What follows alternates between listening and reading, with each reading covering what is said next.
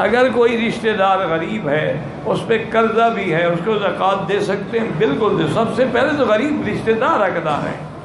آتِ ذی القربیٰ حقہ والمسکین، مسکین غریب تو بعد میں ہیں، پہلے رشتہ داروں کو دینا چاہیے۔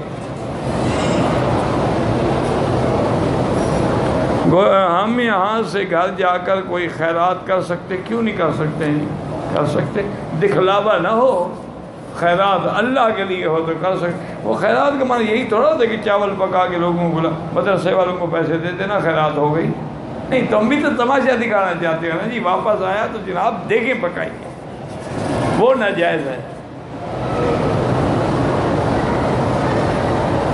میں نمازی پکا ہوں، ذکر اذکار بھی کرتا ہوں، دل میں برائی آتی ہے، یہی ایمان کی علامت ہے کہ تم جتنا اللہ کے قریب جانا چاہتے ہو تو شیطان بھی تو زور لگائے گا نا، لگانے دو اس کو، تم اپنا کام کرتے رہو۔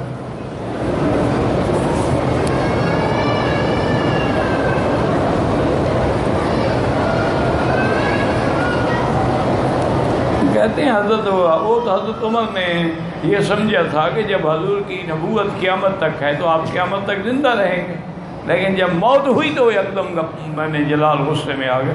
حضرت ابو بکر نے خطبہ پڑھا، سمجھایا، وما محمد الا رسول، محمد مصطفیٰ بھی اللہ کے رسول ہیں، ان پہ موت آ گئی۔ اور آپ اپنی بہن سے کہیں اور خود بھی اول آخر درویش شریف نماز والا اور 3 دفعہ سورۃ الرحمن پڑھ کے دعا مانگے، انشاءاللہ رشتہ ہو جائے گا۔